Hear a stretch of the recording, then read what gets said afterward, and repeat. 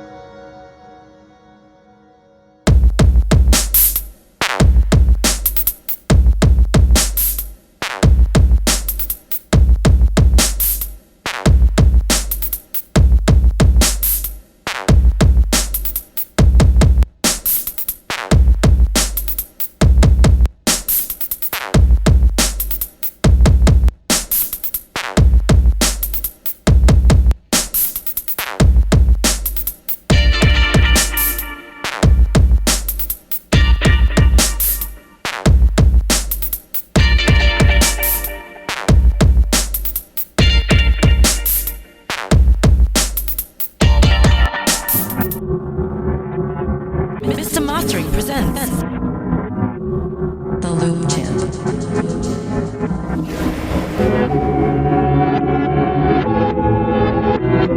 The routine.